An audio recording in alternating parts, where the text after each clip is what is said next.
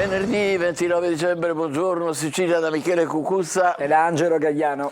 Oggi seguiremo i preparativi per la San Silvestro a mare, poi sentiremo dalla Guardia di Finanza le operazioni contro i botti illegali e poi con il nostro astrologo di fiducia vedremo che anno che sarà, segno per segno. Preparatevi. Intanto l'attualità, colpo di scena in una vicenda di cronaca nera che abbiamo seguito ai primi di dicembre. La donna che aveva denunciato per sfregio con l'acido il marito e lo aveva fatto arrestare, è risultata in realtà lei la responsabile dell'aggressione al coniuge e quindi è finita in manette per lesioni permanenti e naturalmente calunnia. È una storia che ha per teatro l'Agrigentino. Vediamo. Aveva accusato il marito di averla sfregiata con l'acido, in realtà era stata lei a lanciarglielo addosso ed è stata lei a finire in carcere. Clamorosa svolta nelle indagini con i poliziotti della squadra mobile di Agrigento e del commissariato di Palma di Montechiaro che hanno arrestato una donna di 50 anni per lesioni permanenti e calunnia. Il marito, 48 anni, ricoverato al centro Grandi Ustioni dell'ospedale Canizzaro di Catania con gravi ferite alle mani e al collo, era stato arrestato subito dopo il fatto con l'accusa di lesioni personali gravissime. La sua versione è stata sempre opposta rispetto a quella fornita dalla moglie. Era stata lei ad aggredirmi, aveva detto al GIP, quella bottiglietta con l'acido non l'ho neppure toccata. La donna, al contrario, aveva raccontato di essersi allontanata dalla casa protetta ad indirizzo segreto dove era stata trasferita dopo aver denunciato presunte violenze da parte del coniuge, commettendo però una leggerezza. Davanti agli inquirenti aveva sostenuto che doveva prendere dei vestiti e lo zainetto della figlia. In casa, sempre secondo la sua versione, avrebbe trovato il marito con una bottiglietta in mano contenente dell'acido che le avrebbe gettato sul viso. La donna se l'è cavata con 20 giorni di prognosi, ma la falsa accusa adesso le comporterà molti più problemi. Davvero una vicenda incredibile se non fosse assolutamente accertata. Cambiamo argomento, anno nuovo, nuovi rincari dal cibo alle bollette, dalla telefonia all'assicurazione auto. Il 2024 comincerà con aumenti a raffica e il Codacons calcola circa 1.000 euro per famiglia. È lunghissima la lista degli aumenti con cui faremo i conti il prossimo anno, tra incrementi dei listini, in certi casi già programmati, in altri attesi o comunque temuti. A partire dall'addio al mercato tutelato dell'energia, la stangata rischia di sfiorare 1.000 euro in più a famiglia in 12 mesi.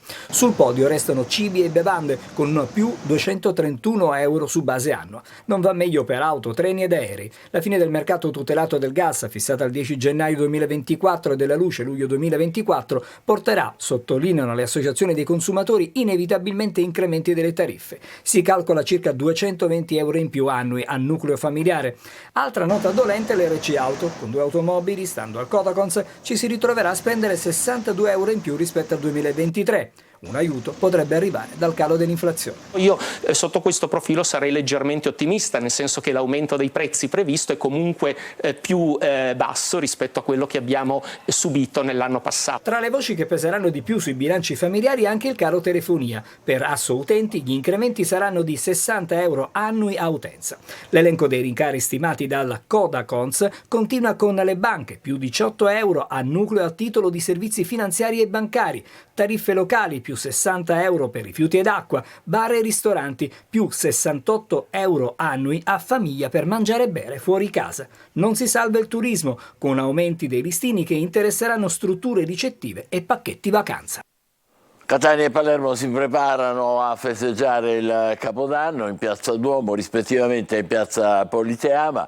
Ci sono tutta una serie di misure di restrizione già previste, quindi niente vetro, niente spumante, niente spray e altri accessi contingentati e le altre misure che adesso vi raccontiamo. Catania e Palermo si preparano per i grandi eventi della notte di Capodanno, resi noti i piani di comune e prefettura che dovrebbero garantire il massimo della sicurezza a chi sceglie di brindare al 2024 in piazza. Per il concerto di Mario Biondi e Tananai in Piazza Duomo a Catania saranno disposti dei varchi di prefiltraggio per limitare il numero degli accessi in Piazza Duomo e in Piazza Università, dove un maxi schermo trasmetterà in simultanea tutte le fasi dell'evento. Dalle 20 del 31 dicembre alle 6 del 1 gennaio, nel raggio di 200 metri da Piazza Duomo e Piazza Università, sarà vietato introdurre oggetti, strumenti e materiali pericolosi. Vietati anche bastoni per i selfie, treppiedi, ombrelli, ma anche bottiglie e contenitori di vetro e alluminio.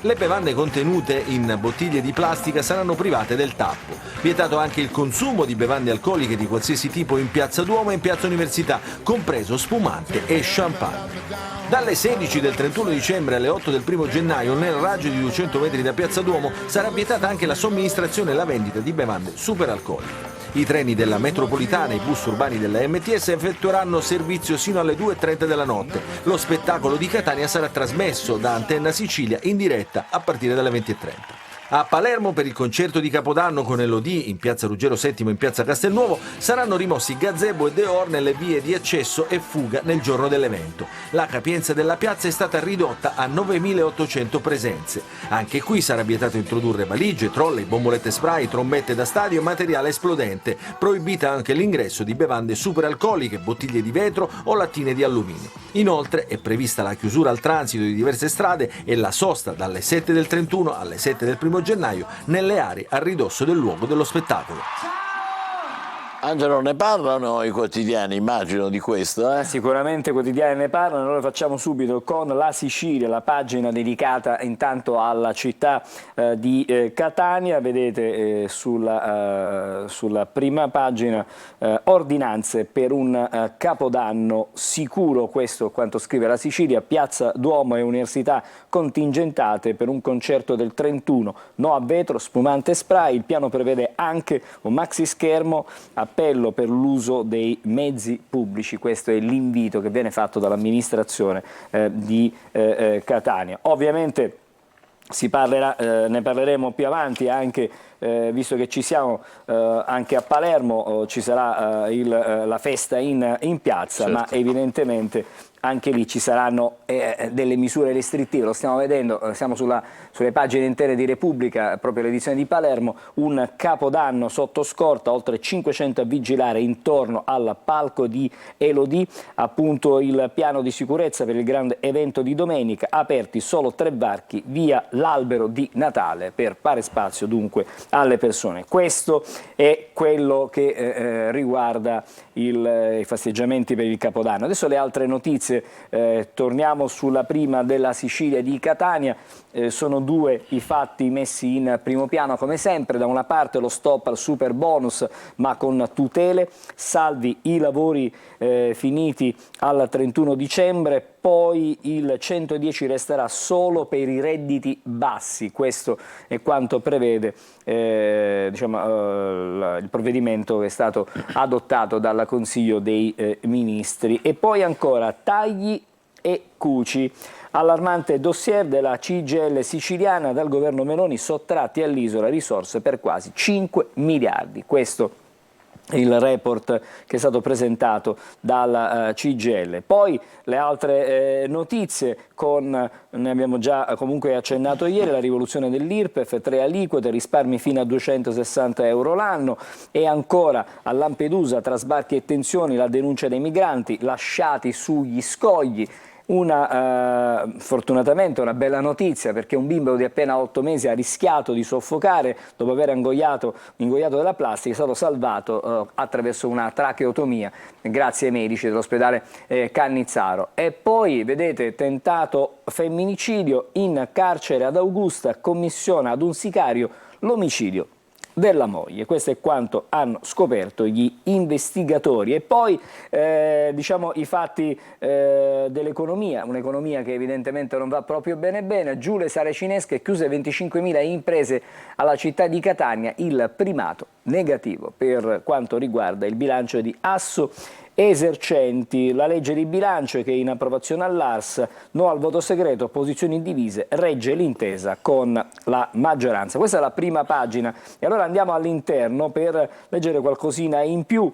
La CGIL dice tagli e non investimenti, così alla Sicilia tolti 5 miliardi dalla quota di PNRR al FSC, il fondo della solidarietà diciamo, per le regioni meridionali, dalla sanità al reddito di cittadinanza, il conto della spesa secondo il sindacato è insomma presentato, poi c'è anche una bella forbice che ci indica come sono avvenuti praticamente i tagli con una grafica ad hoc.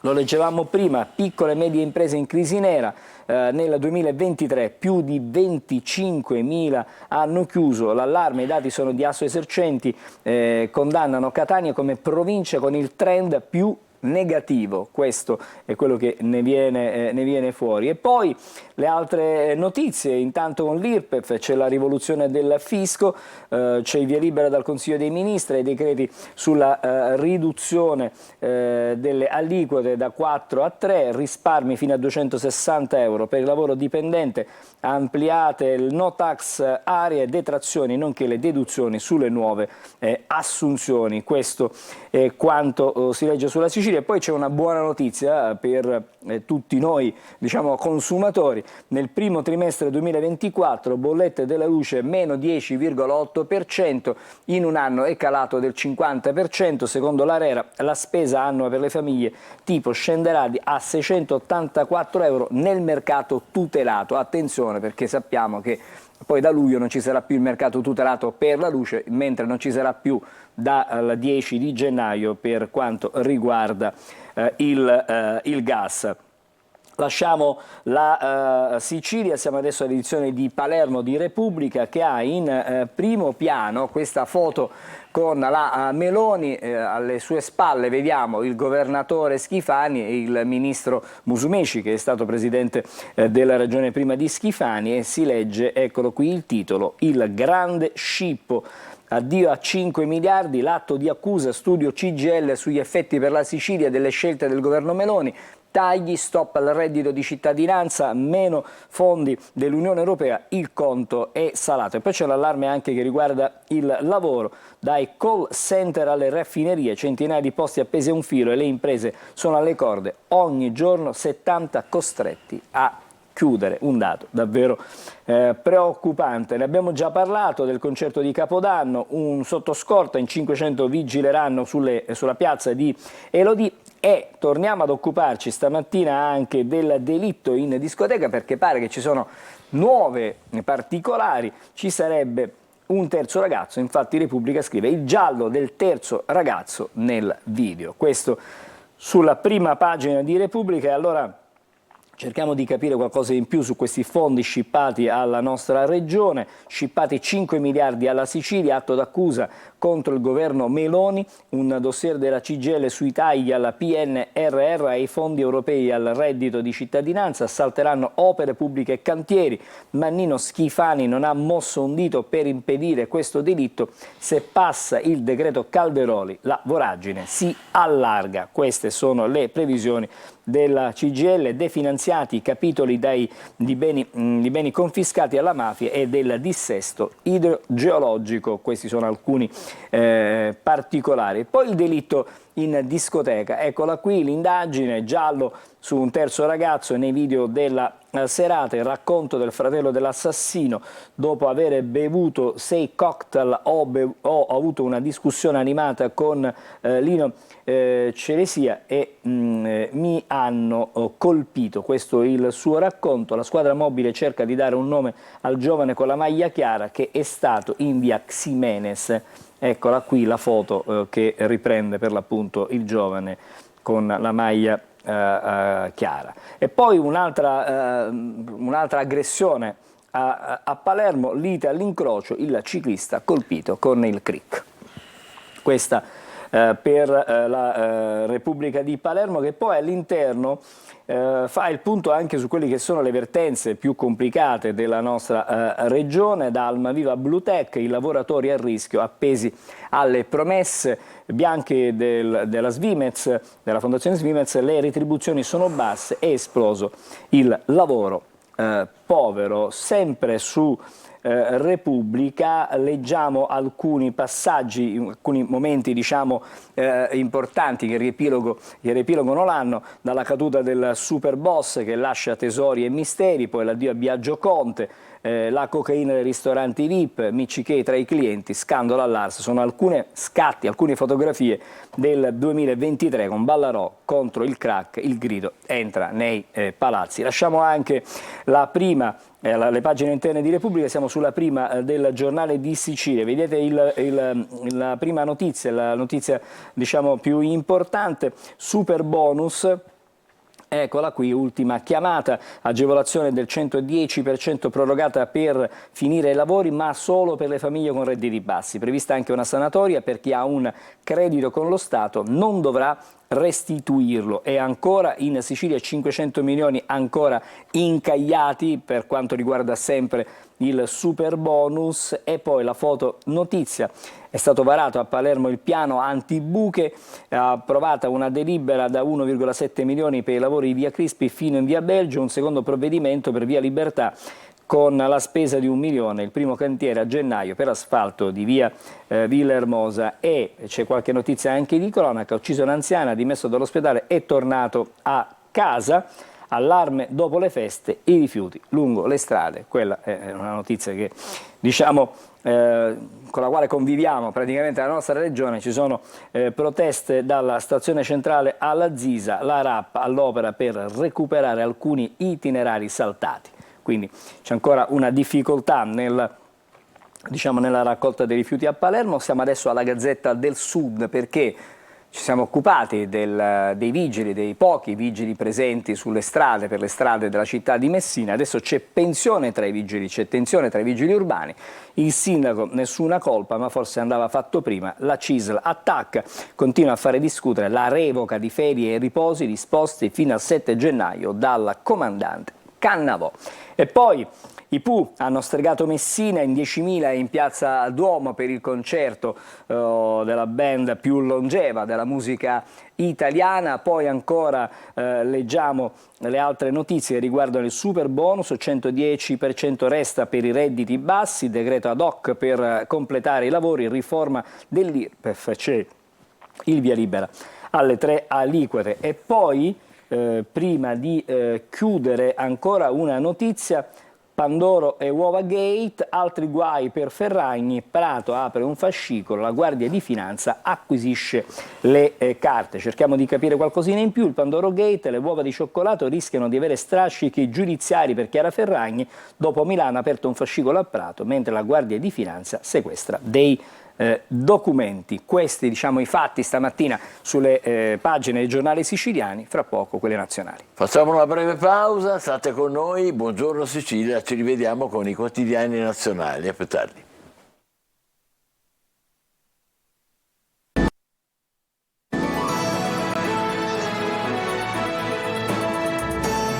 Buongiorno Sicilia, adesso la rassegna stampa dei quotidiani nazionali con Angelo Gagliano. Allora, cominciamo stamattina con la prima di Repubblica, che ha in apertura l'inchiesta che coinvolge il figlio di Verdini, ma lo stesso Verdini. Infatti si scrive: il sistema Verdini, appalti ANAS per 180 milioni, tangenti al 10%, coinvolto l'ex senatore azzurro Denis, arresti in casa per il figlio Tommaso, intercettato uno dei soci, ora che c'è Salvini tornano a cercarci agli incontri il sottosegretario Freni, non indagato. Super bonus, niente proroga, ma Forza Italia strappa aiuti per i redditi più bassi. Insomma, il quadro qualcosa l'ha ottenuta. Viene disegnato. E poi vedete l'agenda, l'assenza del primo ministro, della premier Meloni al Consiglio dei Ministri. L'agenda di Meloni funestata da rinvii a letto con gli otoliti, problemi diciamo alle orecchie, quindi per adesso è costretta a saltare gli impegni ufficiali o comunque a rimandarli. E poi la scelta dell'enciclopedia per il 2023, secondo la Treccani, è femminicidio, la parola che ci ha segnato. Questo è quanto scrive stamattina Repubblica in prima pagina. e poi all'interno anche un approfondimento. Anno nuovo e bisesto, esorcismi perché non sia funesto. Questo è un approfondimento, insomma, l'anno bisestile si dice sempre che non sia un anno fortunato. Vabbè, vedremo ora con Marco Amato più tardi. Che cosa succede? Chiariremo. E poi il conflitto nord di Israele pronti a colpire Hezbollah. Le urne nel 2024 in Europa e Stati Uniti e la democrazia è in bilico, così scrive stamattina Repubblica. Questa è la prima pagina. Adesso vediamo il Corriere della Sera, che ha un'apertura comunque grosso modo simile. Si parla di fisco, super bonus, le novità, ristrutturazioni, aiuti a redditi bassi, 3 aliquote IRPEF, ecco i risparmi, c'è una tabella con i risparmi, smart working nel pubblico, niente proroga, saltano le agevolazioni al calcio, c'è l'ira comunque dei club che evidentemente non possono investire moltissimo adesso sul mercato e comunque lo Stato avrà meno entrate, considerato insomma che viene bloccato questo provvedimento. Le bollette che vanno giù, fra poco vedremo anche di capire, abbiamo già anticipato qualcosa. E poi la Meloni soffre di otiliti, è stata a letto al buio, e poi questa notizia: c'è un progetto di allungare la stagione venatoria, la stagione della caccia, ma soprattutto da leggere, da attenzionare, fucili da caccia ai sedicenni, c'è una bufera sulla proposta di Fratelli d'Italia. Poi la guerra nella striscia di Gaza e Medio Oriente, Israele, il caso dei prigionieri Hezbollah, dei prigionieri con Hezbollah che avverte l'Italia, perché dice che l'Italia sta con il male, così avvertimento di Hezbollah all'Italia: il nostro paese è accusato di fare parte della coalizione del male. Praticamente Stati Uniti e Europa più l'Inghilterra, questa è la coalizione del male. E poi ancora, ai domiciliari figlio di Verdini, i PM parlano di corruzione in questo provvedimento, è indagato anche l'ex senatore. Poi c'è una bella intervista con Paola Cortellesi, ci serve un po' di leggerezza contro rancore, odio e volgarità, queste sono le sue parole. Lasciamo anche il Corriere, adesso La Stampa di Torino. Anche qui super bonus, passa la linea di Giorgetti, un contentino per Forza Italia, mini sanatoria a chi sta sotto i 15.000 euro di ISEE, e salta il salva calciomercato, torna di nuovo questa notizia.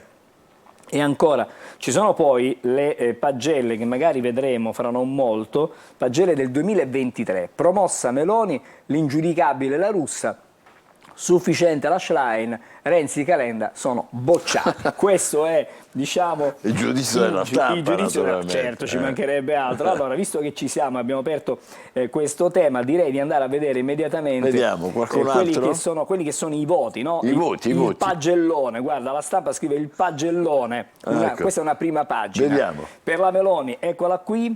Esame finale rinviato, rimane prima della classe. Questo è il giudizio. 7. Poi ancora Matteo Salvini, eccolo qui, lo vedete, il demansionato vuole la rivincita con la solita solfa, 4. Questi sono, diciamo, i voti. Poi abbiamo il senza voto, l'abbiamo già visto, per La Russa, un 5,5 per Tajani, 5 al ministro Lollobrigida, Luca Zaia ha avuto un bel 7. Roberto Vanacci 2, il voto più basso di questa generale Vannacci, esattamente, che non ha in simpatia i gay. E poi ci sono gli altri voti, quelli dell'opposizione, diciamo così. Alla Schlein c'è un 6, non l'hanno vista arrivare, ora deve correre. Non l'hanno vista arrivare, è bellissimo. E poi dall'altra parte l'altro leader, diciamo, dell'opposizione, che è Giuseppe Conti, è rimasto in sella cambiando faccia ad un Movimento 5 Stelle a metà, 5,5 è il voto. E poi ci sono un po' di insufficienze per Calenda e per Renzi. La sufficienza la ottengono anche, come stiamo vedendo, Bonaccini, che arriva al 6, Prodi 6,5, Giuseppe Sala con i 6. Questi i voti della Stampa per quanto riguarda i politici italiani. E poi mi piace sottolineare invece questo titolo di Libero, che Apre con uomo dell'anno. La foto è di Giorgia Meloni. Ci mette la Meloni come uomo dell'anno. Giorgia Meloni ha superato la prova del 2023, nel 2024 sul tavolo avrà 3 sfide e poi ci sono le altre sfide evidentemente. Peccato invece che lei non sta bene in questi giorni, questo ci dispiace. Ha dovuto rinviare il discorso di fine anno al 4 gennaio. Allora, questi abbiamo fatto gli approfondimenti sulle pagelle per il 2023. Adesso andiamo a vedere anche gli altri titoli, siamo con il Messaggero, giustizia, mossa anti-ritardi, super bonus ai redditi bassi, questo è il titolo del quotidiano di Roma, 1000 proroghe, via libera a 8.000 contratti per smaltire l'arretrato nei tribunali, 110% fino a ottobre con i 6 fino a 15.000 euro, fisco sì alla riforma dell'IRPEF. E poi ancora Mar Rosso, Hezbollah ora minaccia anche l'Italia. Brutta storia, stuprata a 15 anni, tenta il suicidio, è stata salvata dagli Dove agenti. È successo? Adesso cerchiamo a Pavia. Dopo l'abuso si getta nelle acque del Ticino, l'intervento di 2 poliziotti evita la tragedia. Meno male. E il racconto di povera ragazza. questa bruttissima storia. E poi vedete anche qui in qualche modo ci sono le foto dei protagonisti, Meloni, von der Leyen, Sinner, Spalletti, tutti in campo nel 2024, i protagonisti dell'anno che verrà in qualche modo sono evidenziati, non tutti, perché da una parte abbiamo già letto alcuni protagonisti, ma ce ne sono tanti altri che vengono evidenziati. I giornali si sbizzarriscono. Si sbizzarriscono, certo. E allora vediamo il giornale che cosa scrive in prima. I 4 successi del governo. Questo è quello che evidenzia il giornale. Poker di fine anno, super bonus, c'è l'accordo, famiglie e aziende sono salve. Riforma fiscale, cambia l'IRPEF con cuneo, tagli fino a 1.300 euro. Le bollette l'anno inizia bene, tariffe giù dell'11% e poi il PNRR. L'Unione Europea ha tutti i 28 obiettivi, versata anche la rata, diciamo l'ultima rata, la quarta, da 16 miliardi. Questo è il dato. Poi la Meloni costretta a letto, ci spiegano cosa sono gli otoliti, sono insomma un problema all'orecchio per molto serio. Molto serio. E anche qui la proposta che fa discutere di Fratelli d'Italia, a caccia a 16 anni con il permesso di papà. E poi vedete, riprendiamo questa notizia che abbiamo già letto, comunque nuovi pacchi per Ferragni, ordini mai evasi. Questo dunque è quanto scrive il giornale. Siamo su Avvenire, ancora super bonus, l'apertura del quotidiano dei Vescovi d'Italia. Eccolo qui il titolo, il 110% sarà confermato per i redditi bassi, sanatoria sui cantieri in ritardo e agevolazione ridotta al 70% nel 2024. Per finanziare la revisione sarà utilizzato anche il fondo povertà, questo scrive il quotidiano Avvenire. E poi l'Argentina in saldo, le piazze contro Milei. Oggi entra in vigore il piano di privatizzazione selvagge, a gennaio sarà sciopero generale. A Gaza, allo stato prigione, in un giorno 210 morti. Video shock su bimbi ad adulti reclusi, Hamas 21.000 vittime, così si legge stamattina sul quotidiano Avvenire. Abbiamo il tempo ancora per un paio di prime pagine, leggiamo l'Unità. La sinistra è al bivio, scrive l'Unità, lotta di classe o invidia sociale, questo è il dilemma che pone. E poi come Pinochet, la domanda, la guerra a Gaza, nuove accuse contro l'esercito israeliano. Sulla prima pagina dell'Unità possiamo leggere anche il Fatto Quotidiano, corruzione, arrestato il cognato di Salvini, appalti ANAS truccati, Tommase domiciliari come Dennis. Ministro in conflitto, soldi ai Verdini da ditte per lavori dell'ANAS che è vigilata dal Ministero. Insomma, guai per i Verdini e non solo, per quello che stiamo leggendo. Leggiamo anche il manifesto, super bonus, un po' di LSD per Tajani, per tornare al discorso che faceva il ministro Giorgetti, che è allucinogeno il super bonus. E poi in riserva, fotonotizia, per quanto riguarda la guerra di sfinimento in Ucraina. Kiev ammette il flop della controffensiva e si prepara a mobilitare migliaia di servisti. In aiuto dagli USA arrivano 250 milioni anziché 61 miliardi promessi e Mosca non dà tregua. Questa è la situazione che leggiamo sul manifesto. Mi fermo qui. Bene, tra poco il tempo, vediamo che tempo fa oggi e poi ci occuperemo della San Silvestro a Mare, una classica catanese di questo periodo. State con noi, buongiorno Sicilia. Un saluto e ben ritrovati da Sofia Inglese di Trevi Meteo. Ci attende un venerdì con molta variabilità ancora sulla nostra penisola, in particolar modo sulle pianure del nord e sul versante tirrenico, con cieli infatti in prevalenza grigi ma senza particolari conseguenze in termini di precipitazioni. Sulla Sicilia cieli sereni o parzialmente nuvolosi ma senza precipitazioni, la ventilazione debole con mari in prevalenza calmi. Temperature massime senza particolari variazioni, clima infatti ancora mite per il periodo, con valori che saranno compresi tra i 16 e i 18 gradi nelle ore centrali. Nel corso della giornata di sabato tempo ancora variabile, giornata infatti di alternanza tra sole e nubi ma senza precipitazioni, i venti ancora deboli con mari in prevalenza calmi o poco mossi, temperature massime stabili senza particolari variazioni con valori che si aggireranno sempre intorno ai 15-16 gradi. Dettagli maggiori ed approfondimenti come sempre sull'app di Trebi Meteo. Abbiamo tagliato le verdure e le abbiamo messe qua. Fai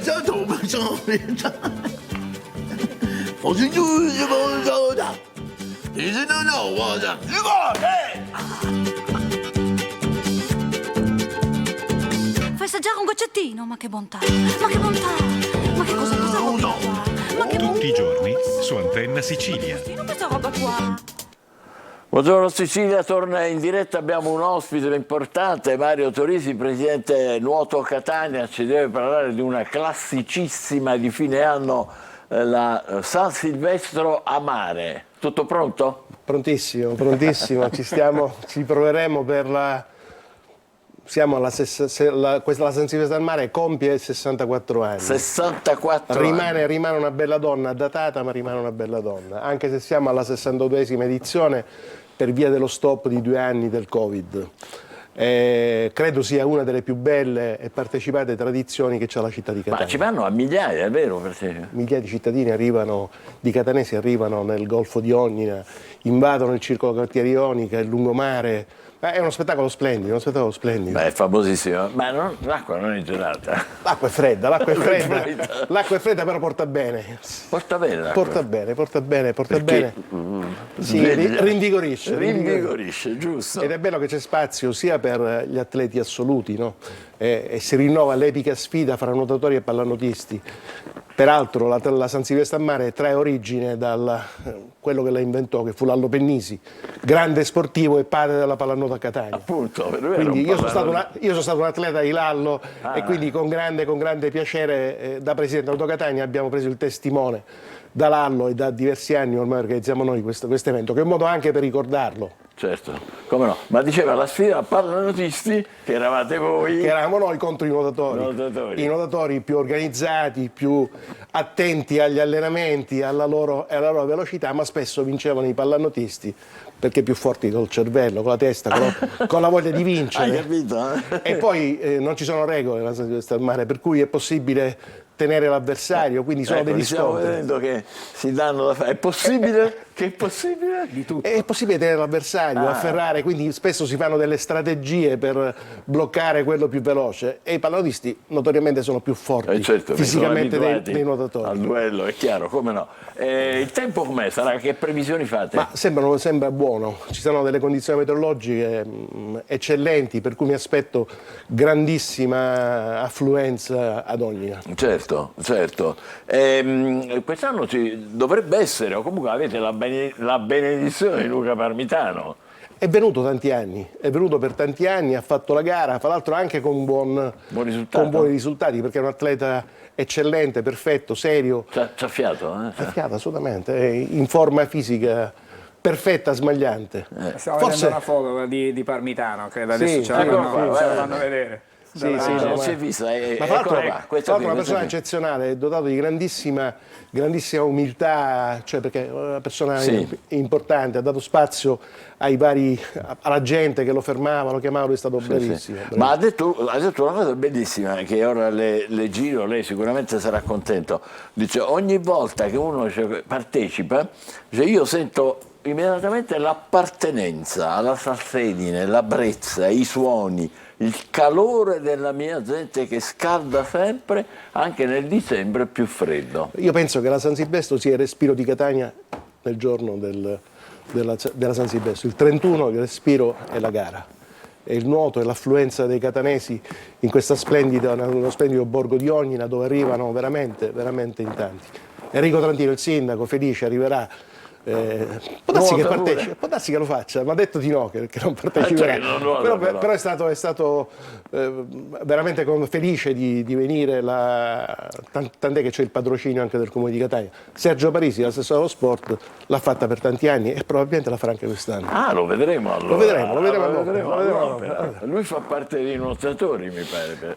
Lui ha fatto un po' di pallanuoto, però è presidente del comitato regionale della Federazione Italiana Nuoto, per cui è molto vicino alle società sportive. Bene, è fantastico. Sì. E lì i giovani che fanno, la seguono?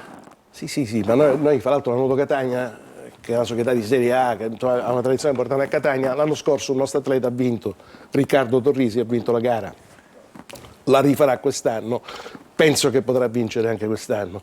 Abbiamo quindi organizzato un nutrito manipolo di atleti per gli assoluti e anche per le giovanili, per cui noi parteciperemo, parteciperà in massa alla gara anche con un gruppo di ragazze, di nuotatrici che faranno la gara. Non mancheranno assolutamente. E poi il bel tempo aiuta, quindi io penso che, visto le previsioni meteorologiche, affluiranno in tanti veramente. A che ora prevedete l'inizio? Ma nel DNA della gara c'è l'improvvisazione, che era tipica di Vallo Pennisi, no? Per cui va mantenuto un minimo di improvvisazione. Quindi non si sa? No, si comincia, le iscrizioni cominciano verso le 9 del mattino, 9 e mezza del mattino. Aspetti, le gare partono alle 11. E questi che sono i preparativi, questi qua? Arriva tanta gente fuori, ma verrà la Guardia Costiera, cioè ci sarà veramente è una festa. È una festa. Diciamo che poco prima di mezzogiorno quasi sempre scatta la gara. Poi tutti aspettano gli assoluti, no? Che è l'ultima gara, dove ci sono quelli che nuotano veramente bene, no? E lì è bello. Perché gli altri se ne sono piano piano a fare sono i vari gruppi. Che comunque è sempre un onore, no? Partecipare, certo. Ed è una festa. Perché se è una festa, ed è una festa. Il piacere. Però l'attenzione è sulla gara assoluta, dove ci sono i pallanuotisti che fanno la Serie A, i nuotatori che vogliono vincere, però spesso vincono i pallanuotisti. Ci sono premi, ci sono premi, ci sono coppe, anzi ci ha dato una mano Francesco Russo Morosoli che ha sponsorizzato un po' la manifestazione, con Fournier dell'Etna, la società. Ci sono tantissime coppe per tutti, medaglie per tutti i partecipanti. Venga, la invito, sarà l'ospite d'onore. Grazie, bellissimo. Ho solo paura dell'acqua fredda io però. No, magari non fa la gara, ma la guarda. Vengo a guardarla, va bene. Ci saremo senz'altro. San Silvestro a Mare, un appuntamento catanese da non perdere. Grazie a Mario Torrisi, grazie a voi, presidente di Nuoto Catania, per avercela illustrata in questa maniera così simpatica e accattivante, grazie. Per cui non si può dire di no. State con noi, adesso una breve pausa e poi ci occuperemo dei botti illegali che vengono sequestrati periodicamente, in particolare dalla Guardia di Finanza, che sarà la nostra ospite. State con noi, buongiorno Sicilia.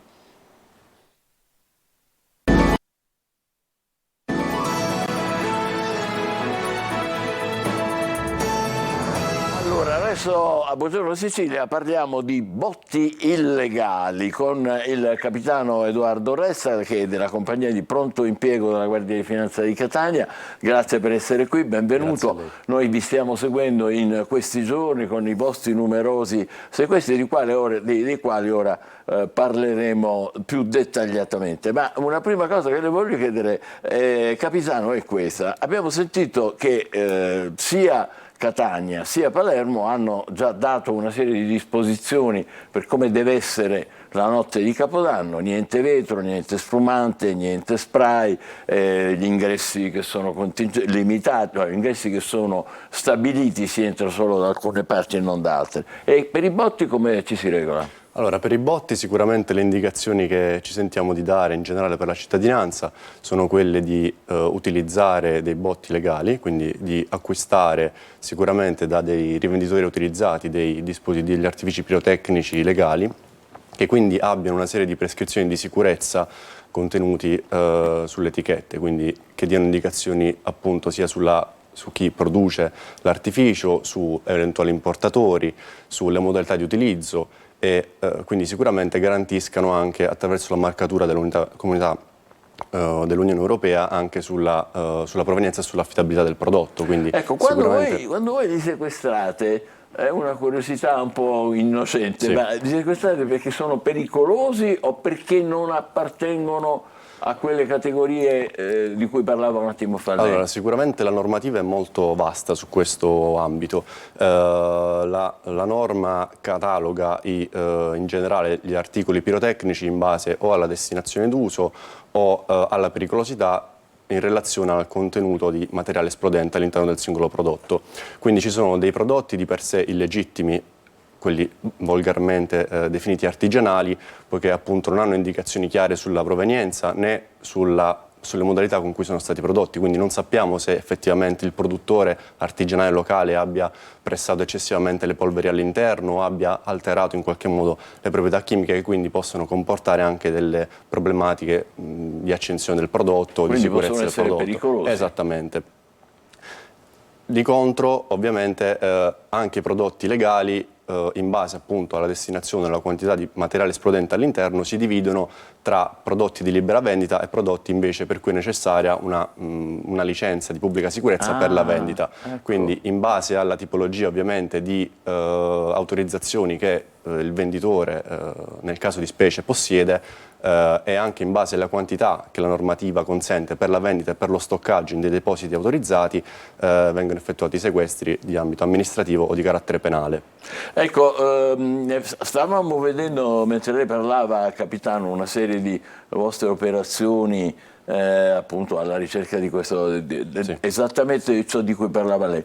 Cioè, ci ha colpito il sequestro, forse uno dei più recenti nelle ultime ore, al mercato di Piazza Carlo Alberto, sì, nei confronti di una imprenditrice che è stata, sì, denunciata. Ecco, per esempio, lì in quel caso di cosa si trattava? Allora, in questo caso l'attività è originata attraverso un controllo del territorio, quindi dell'area del mercato, come accennava lei, rionale di Piazza Carlo Alberto, dove è stato individuato un banco vendita, dove dei prodotti sottoposti a vendita appunto sul banco, alcuni dei quali avevano delle quantità di contenuto esplodente superiori a quelli per cui era consentita la libera vendita, e quindi da un'attività, diciamo, di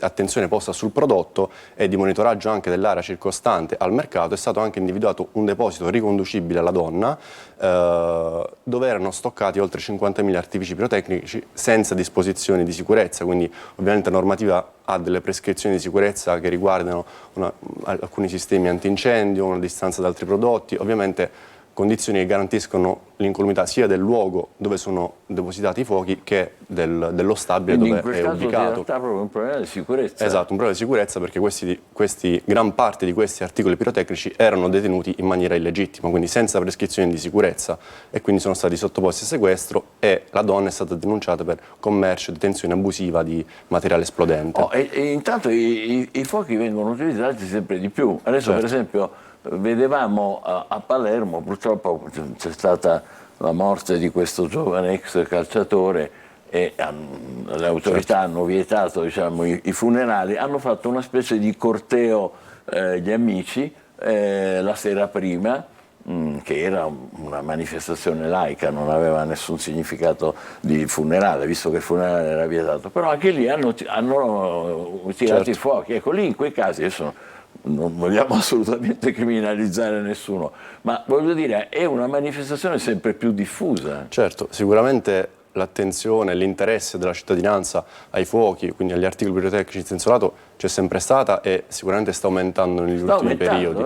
Quindi sicuramente bisogna acquistare dei prodotti sicuri, bisogna utilizzarli anche in località sicure, appunto, quindi rispettando le prescrizioni e i consigli pratici di utilizzo che sono apposti sulle etichette dei prodotti, in maniera tale che sia per l'utilizzatore che anche per insomma, gli altri cittadini o i vicini, insomma, possono essere garantite delle condizioni di sicurezza durante l'utilizzo. Se io voglio festeggiare, che ne so, un compleanno, un matrimonio, e voglio stare tranquillo, lo posso fare? Certo però. che lo può fare, certo. Si rivolge presso un rivenditore autorizzato, ce ne sono vari anche presso la nostra provincia e ovviamente i venditori sanno anche quali tipi di prodotti possono essere venduti al cittadino o al professionista, quindi lei può acquistare un prodotto legale, rispetta le condizioni di utilizzo e poi semplicemente... E poi devo stare anche attento a come li uso, certo, però, questo non prudente. c'entra più l'illegalità o legalità, ma devi essere anche prudente. Buon senso, esatto, regole di buon senso, quindi non affidarlo sicuramente ai minori,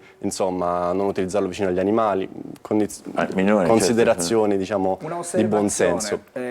Si sentono sempre di più in questi giorni delle esplosioni fortissime. Sì. Sono dei fuochi potentissimi, sì, esatto. Che sono pericolosi, molto pericolosissimi. Infatti molto spesso, per questo menzionavo la pericolosità soprattutto degli ordigni artigianali, perché molto spesso in questi dispositivi vengono anche inserite delle polveri, come per esempio la polvere di alluminio, che servono per aumentare la rumorosità o la temperatura del prodotto, ma questo a discapito ovviamente del tempo di reazione del prodotto o anche della sicurezza del prodotto stesso e quindi per esempio del fatto che possa essere un tempo di reazione più breve di quello di sicurezza, quindi sicuramente molti di questi casi sono purtroppo riconducibili a un mercato parallelo che appunto la Guardia di Finanza cerca di contrastare quotidianamente. E questi lo fanno per fare più rumore in sostanza, certo, però è illegale, certo, quasi, no, almeno tendenzialmente è illegale secondo quello che ci stava raccontando. Poi ci sono quelli che, come dire, fanno i fuochi privati, è vero, c'è un'attività parallela. Certo, certo. E questo è illegale o illegale? Allora, sicuramente, come le accennavo prima, i privati che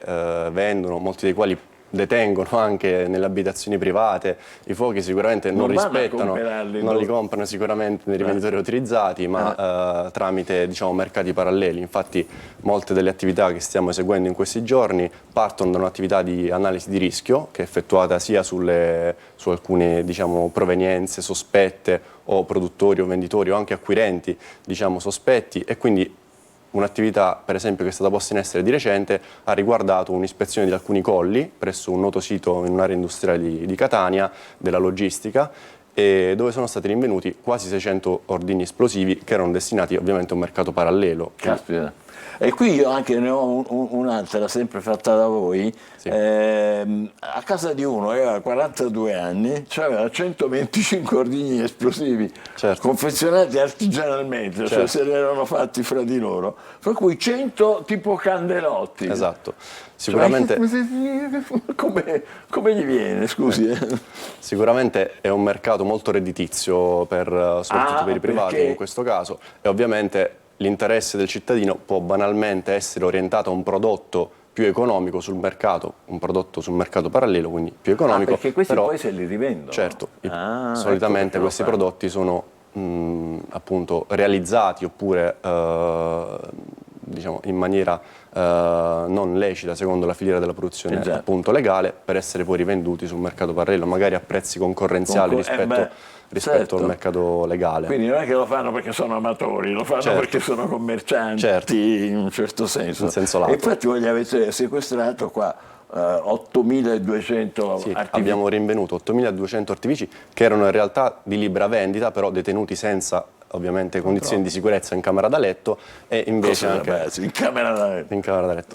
E quindi è stato denunciato anche questo oggetto per illegittima detenzione di materiale esplodente. Poi ne avete fatto un altro, tanto per citarne alcuni, ma perché ci servono anche per capire un po' quello che facciamo noi. Nella zona industriale di Catania avete trovato colli sospetti, ma lì che c'è? Avete trovato anche qui quasi 600 ordigni esplosivi di tipo artigianale destinati al mercato parallelo. Sì. Questo nasce da un'attività di analisi di rischio, come l'accennavo prima, che riguarda diverse filiere della produzione, e quindi l'attenzione non è solo sul territorio e quindi come è successo nel primo caso, al mercato rionale, banalmente, ma è anche attraverso siti di distribuzione, attraverso spedizioni sospette e quindi anche attraverso un'attività da remoto che viene svolta quotidianamente dai militari. Quindi questa è un'attività investigativa. Un'attività vostra, info-investigativa. Siete certo. anche in grado, come dire, di valutare Certo. come dire, materiale che può essere apparentemente per noi pacchi qualunque che non ci dicono niente, invece Certo. per voi possono essere sospetti. Ci dà dei consigli per chi ama i botti perché c'ha i bambini, piacciono, e però deve stare sicuro, deve stare tranquillo. Sicuramente, come accennavo prima, il rivolgersi a rivenditori autorizzati è il punto di partenza per essere in condizioni di sicurezza, rispettare sicuramente le prescrizioni che sono chiare, leggibili, sono consigli pratici d'uso apposti sulle etichette di vendita di questi ci sono prodotti. sulle etichette. Esattamente. Ovviamente i prodotti, quelli legali, che hanno una marcatura CE e quindi che siano garantite sia la provenienza che l'affidabilità del prodotto. Quindi ovviamente nel caso in cui durante la notte di Capodanno comunque si dovessero rinvenire degli ordigni di cui è dubbia insomma, il fatto che siano esplosi, inesplosi, sicuramente non avvicinarsi, sicuramente non toccare, contattare subito il numero unico di pubblica utilità, perché i professionisti, quindi le forze di polizia, possono intervenire sul luogo e quindi evitare eventuali problematiche anche per la strada, per la cittadinanza in senso lato. Benissimo, grazie, buon Grazie lavoro a e voi. complimenti Grazie a per voi. l'attività che svolgete. Capitano Edoardo Resta della compagnia di pronto impiego della Guardia di Finanza di Catania. Fate un lavoro prezioso e importante, ancora più importante in questi giorni in cui c'è magari la febbre dei botti. Allora, state con noi, buongiorno Sicilia, tra poco parleremo dell'anno che verrà dal punto di vista delle stelle, con chi? Con Marco Amato naturalmente. A dopo, buongiorno Sicilia. Io sì.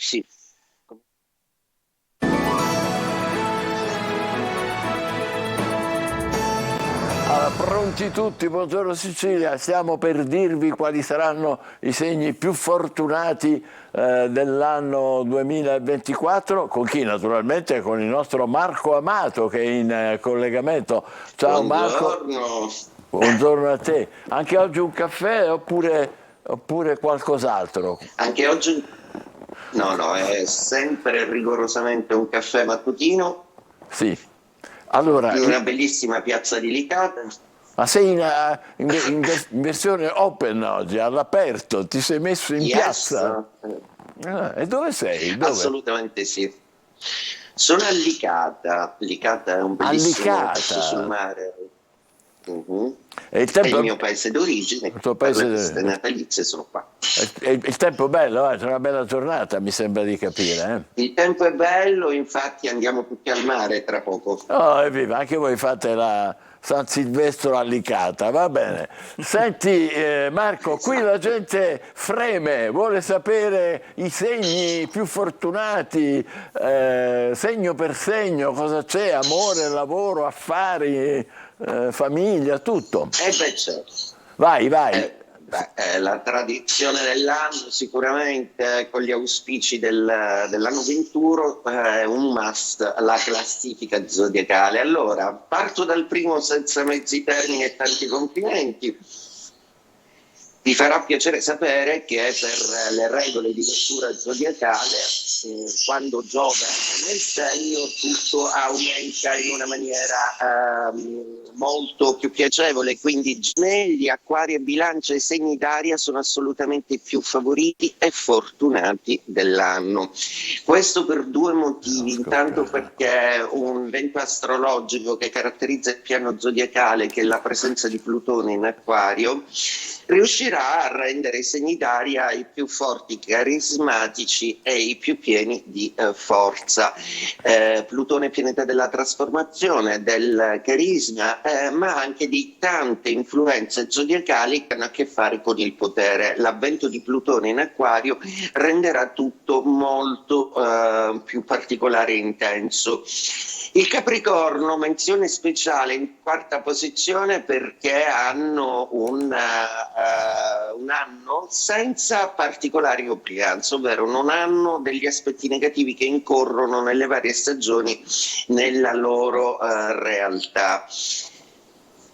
Mentre invece i segni di Prego, dimmi. No, vai avanti, stiamo guardando le stellette, hanno un sacco di stellette quelli del Capricorno. Hanno un sacco di stellette proprio perché non hanno nessun pianeta contro di giganti. Ecco, sia Saturno che Nettuno sono a favore, Plutone diventa amico e si sposta dopo più di un decennio in Acquario, e tutti gli altri pianeti concorrono a far creare al Capricorno un anno veramente liscio e senza particolari problematiche. Ma non solo, gli altri segni di terra come Vergine e Capricorno e Toro sono tutti avvantaggiati perché è l'anno delle risoluzioni per loro, per tutta una serie di cose che avverranno e che risolveranno le problematiche del Toro, che si è lanciato su qualcosa di molto ambizioso ma che ha comportato delle conseguenze poco semplici da gestire, mentre invece la Vergine riuscirà finalmente a mettere d'accordo tutti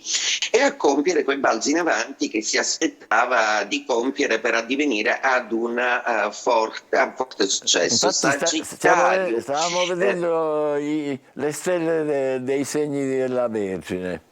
Vediamo adesso che cosa ci presenta la grafica. Eccola qua, guarda.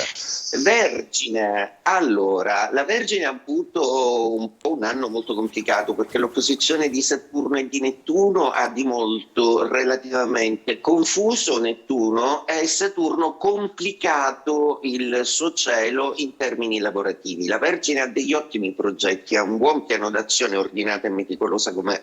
Purtroppo però deve mettere d'accordo tutta una serie di parti societarie, familiari, di irreferenti e riuscirà fino a maggio ad avere tutti i mezzi per farlo, dopodiché si procede verso l'azione propriamente detta, l'azione propriamente pratica. Quindi anche per la Vergine come Toro e Capricorno soprattutto riusciranno ad avere delle buone concretizzazioni. Altro segno, altra corsa, altre stelle.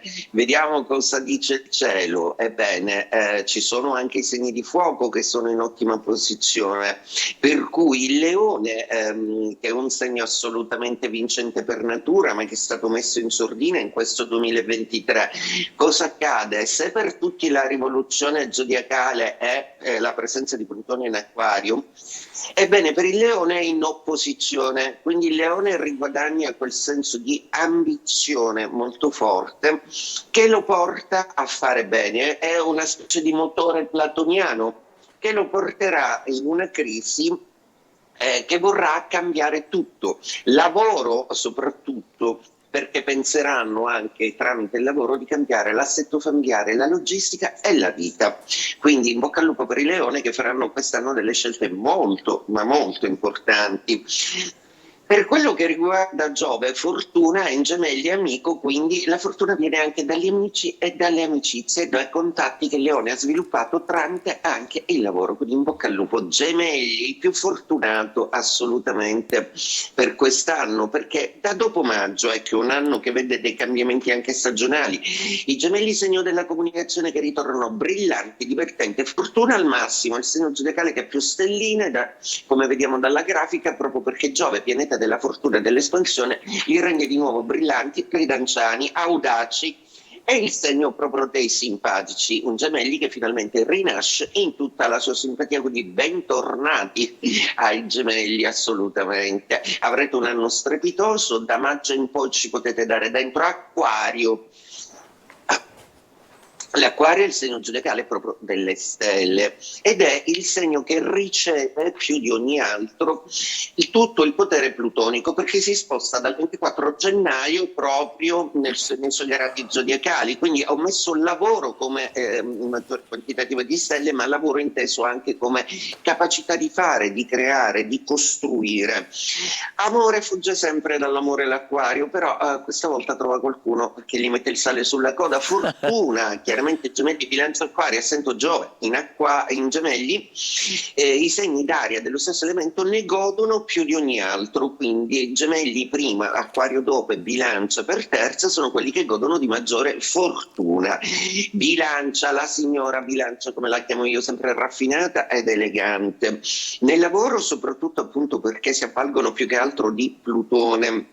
e quindi anche loro trasformano moltissimo, ma è una bilancia che aspetta comunque le conseguenze di trasformazioni importantissime nella sua vita, come per esempio delle transazioni legali o patrimoniali o affaristiche in cui ha investito molto della sua attenzione, soprattutto nel 2023, in cui i bilanci hanno fatto veramente un lavoraccio per rimettere a posto tutti gli ordini della loro vita. Quest'anno per la bilancia è l'anno della rivalsa, quindi cari bilancia, visto che avete patito un bel po' con più di 13 anni di Plutone contro, adesso Plutone è a favore, quindi in bocca al lupo e buona ricostruzione di tutto il vostro establishment.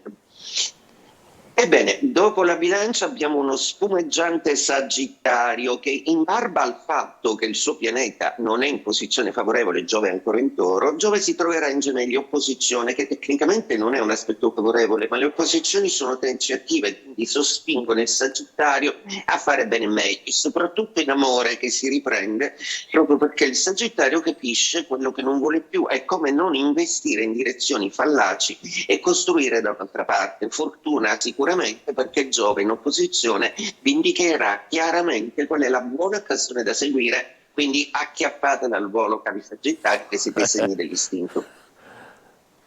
Toro, allora un Toro che dopo i gonfiamenti di Giove in termini di espansione e di tattica se la deve vedere con gli uragani di Urano ancora nel suo segno, un Toro che aggiusta molto il lavoro, come vedete dalla grafica le stelline sono più sul lavoro. La fortuna Giove vi abbandona a maggio, quindi fino a maggio sfruttate tutto il tempo che avete per risistemare tutto quanto nella vostra vita e gestire un po' meglio anche le grandeur che a volte avete, proprio perché il Toro vuole stare bene, il Toro è molto voluttuoso, per cui a volte puntate gli obiettivi commettendo l'errore di fare a volte il passo più lungo della gamba, e questo 2003 ha insegnato loro a misurare un po' meglio il rapporto tra le possibilità reali e i sogni.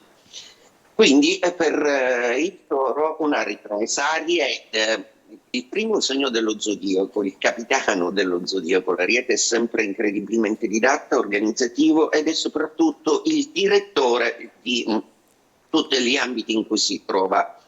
In amore l'Ariete ricomincia a essere super passionale e la presenza di Plutone in Acquario, perché anche l'Ariete come la bilancia ha avuto Plutone contro per più di un decennio, ecco, si riprende il ritmo passionale e anche amicale, un Ariete più coinvolgente, più capobranco, più fortunato e più distinto nel lavoro come anche in amore.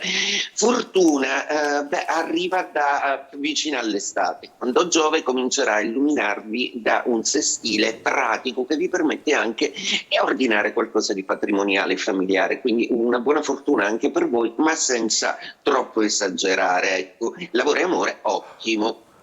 Cancro, dolcissimo sempre il segno del Cancro, che ha avuto ben quasi 14 anni di opposizione di Plutone, per cui è un Cancro che sentiremo più libero, più leggero, meno incatenato nelle incombenze del quotidiano, un Cancro che si esprime di più e che però deve imparare soprattutto a essere un po' più puntuale, perché sarà proprio Marte invece quest'anno che lo pungolerà più volte più riprese per distinguersi in ambito lavorativo e renderlo un pochino più dinamico ed efficace.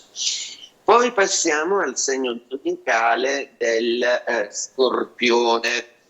Lo Scorpione è un anno assolutamente di ripresa nei termini in cui lo Scorpione si riprende la sua vita, le sue glorie, le sue antichità, quel tempo passato che negli ultimi anni è un po' impaccheggiato perché si sentiva un po' privato, un po' tagliato fuori da alcune cose, mentre invece lo Scorpione, soprattutto vedete nella grafica, tante stelline nel lavoro, ridiventa di nuovo grande, al di là delle leggende metropolitane sui segni zodiacali, lo Scorpione che sembra sempre interessato alle passioni, all'amore, per carità è un segno d'acqua e portatissimo per la faccenda, ma lo Scorpione vorrei ricordare che è anche il segno dell'alta finanza, è anche il segno delle risorse che vengono utilizzate per essere investite e rilanciate in una maniera molto più propositiva e attiva.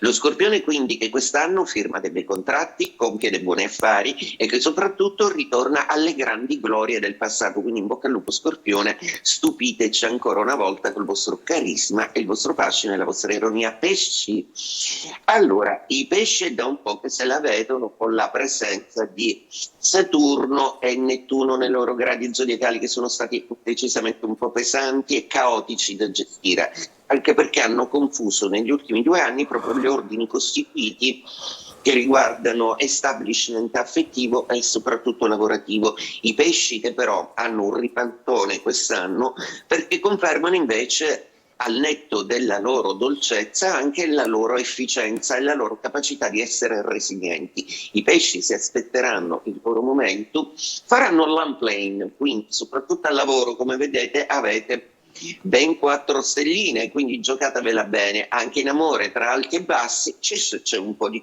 per me in più.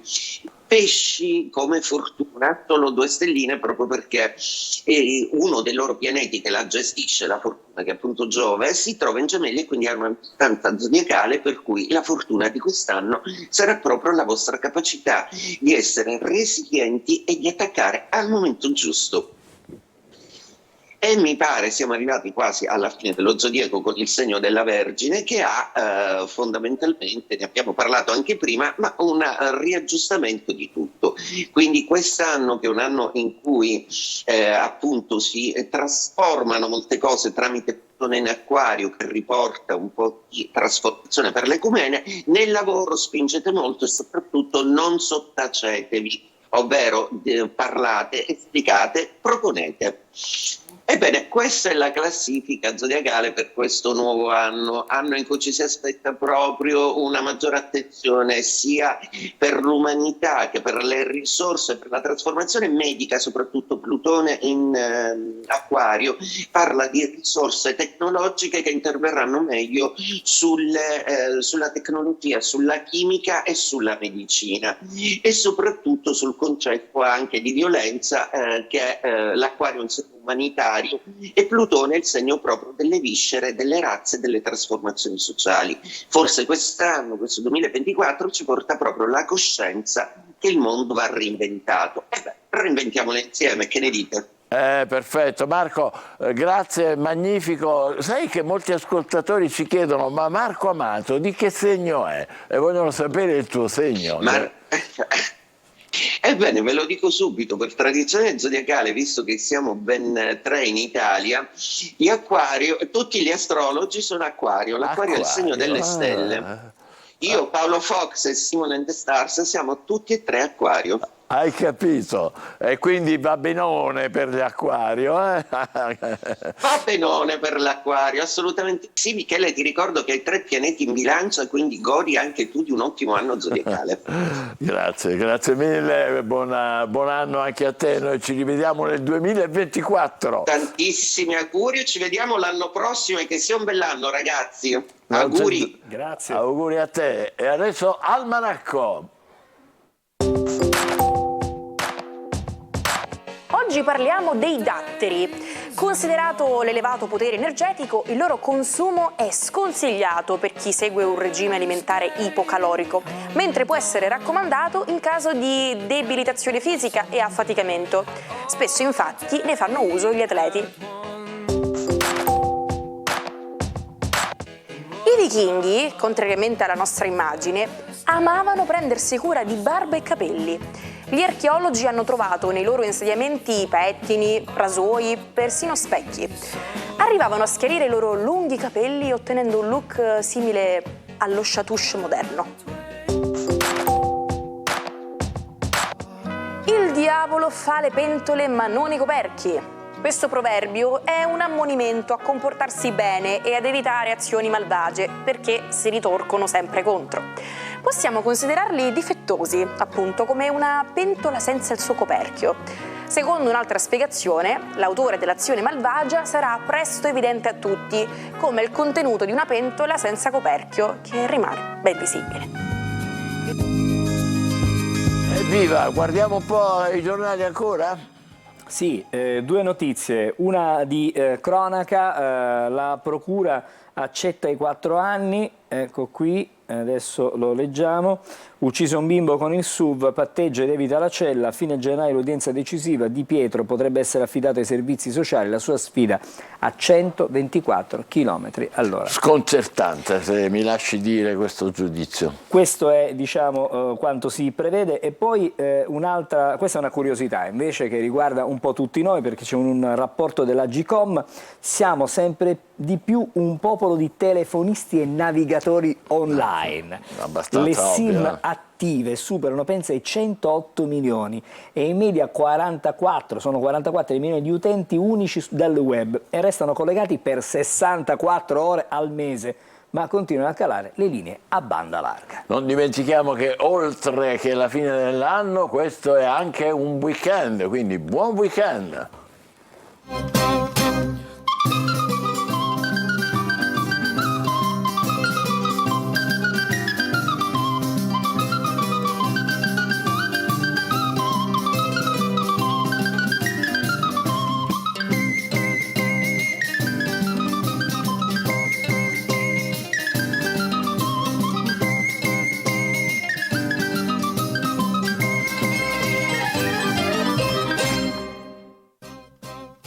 Buon weekend! Vi suggeriamo come vivere al meglio questi ultimi giorni di dicembre, scegliendo tra le tante proposte che la nostra splendida Sicilia ci offre. Partiamo da Alcamo. Nella provincia di Trapani vi consigliamo di andare al Teatro Cielo d'Alcamo per assistere ad una versione davvero speciale di Natale in Casa Copiello, il capolavoro di Edoardo De Filippo, rivisitato da Vincenzo Ambrosino. Sul palco, a dar vita alla famiglia Cupiello, ci sarà Luca Saccoia, che interpreterà da solo tutti i personaggi della commedia, dialogando con 7 pupazzi creati dallo scenografo Tiziano Fario. Passiamo a sabato e restiamo ancora a Palermo, dove al Teatro Biondo potrete assistere al tour Corde a Teatro di Mannarino. Il cantautore e cantastorie romano ha saputo raccontare la realtà con ironia e poesia. Sul palco un concerto intimo e coinvolgente, fatto di storie, sentimenti e canzoni che vi entreranno nel cuore. Sabato a Catania al Teatro Massimo Bellini avrete l'opportunità di assistere al concerto dell'Orchestra del Bellini, diretta dal maestro Fabrizio Maria Carminati, grazie alla rassegna Let's Sing Christmas, promossa dalla Regione Siciliana. Un programma ricco e vario che spazia dalle musiche di Bizet a quelle di Tchaikovsky, da Donizetti a Rossini. E arriviamo alla notte di San Silvestro, la notte più attesa dell'anno. In tutta la Sicilia le piazze si trasformeranno in palcoscenici per ospitare i concerti e le feste che vi faranno salutare il 2023. A Palermo, in piazza Politeama, l'appuntamento è con Elodie, la cantante showgirl che ha conquistato il suo pubblico con voce e carisma. Ad accompagnarla ci sarà la Massimo Youth Orchestra con il quartetto jazz di Antonio Zarcone. A Catania, in piazza Duomo, vi aspetta Mario Biondi, il crooner siciliano che ha incantato il mondo con la sua voce calda e soul. Con lui ci saranno Tananai e Anna Castiglia, Elena Emanuele e Soap. A Messina, in piazza Duomo, vi attendono The Goodfellas, la band che vi farà rivivere i successi della musica italiana ed internazionale. A seguire il DJ set di Radio Italia, a cura di DJ Paoletta, vi farà scatenare con i brani più belli e amati del momento. Ad Agrigento, in piazza Marconi, vi aspettano i Tiro Mancino. Con loro potrete ripercorrere i momenti più belli e significativi del loro repertorio. A Trapani, in piazza Municipio, vi aspetta Francesco Ligiato DJ. Dopo il countdown potrete continuare la festa con il Millennium Party, il party che vi farà rivivere i successi degli anni 2000. Buon weekend e buon anno nuovo! Sì, buon anno e buon weekend, ma questi sono gli ultimi, lo sai che, gli ultimi dell'anno. Una donna che ha fatto la storia, il 29 dicembre del 1721 è nata a Parigi Madame de Pompadour. Lei diventa l'amante e la confidente, guardate che scena, del re Luigi XV di Francia, ma non solo, sostiene lo sviluppo dell'illuminismo, il movimento culturale che cambia la storia della Francia e dell'Europa. Sempre il 29 dicembre dicembre, ma del 1883, muore a Napoli un altro grande protagonista della cultura, eccolo, Francesco De Sanctis, il grande critico letterario e politico italiano. Tra le sue opere più note spicca la storia della letteratura italiana. E poi, il 29 dicembre del 1890, invece si consuma una delle pagine più tragiche della storia americana, il massacro di Wounded Knee, nel Sud Dakota. Qui i soldati statunitensi sparano contro un gruppo di nativi americani della tribù dei Sioux, uccidendo circa 300 persone, tra cui donne e bambini. Il 29 dicembre del 1891 è una data da ricordare per la scienza. Questo giovane, che è Thomas Edison, è un geniale inventore americano che brevetta la radio, una delle invenzioni più rivoluzionarie della storia. Il brevetto di Edison però fu contestato da altri scienziati. Come sapete, uno è Nikola Tesla, l'altro è il nostro Guglielmo Marconi.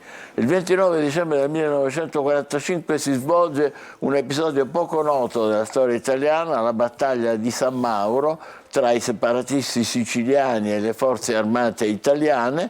La battaglia si svolge nelle montagne intorno a Caltagirone e segna la fine delle aspirazioni indipendentiste siciliane. Qui siamo il 29 dicembre del 1945. Giuro che non ne sapevo niente. Confesso anch'io. Cambiamo scenario e andiamo in Asia. Il 29 dicembre del 1997 ad Hong Kong vengono uccisi oltre 1 milione di polli per prevenire il contagio e il diffondersi dell'influenza aviaria, una malattia infettiva che può colpire gli uccelli e i mammiferi, compresi gli esseri umani.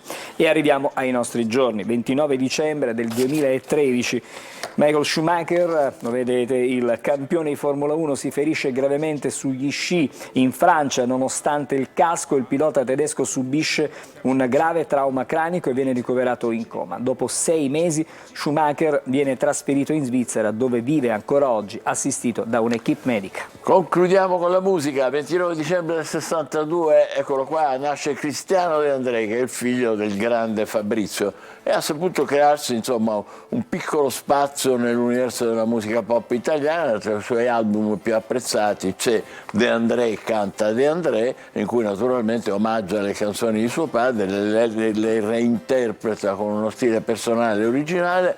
E quindi noi vi lasciamo augurandovi buon anno e dandovi appuntamento al 2 gennaio con la versione di Cristiano De André di Don Raffaele. Buon anno. Buon anno. Io mi chiamo Pasquale.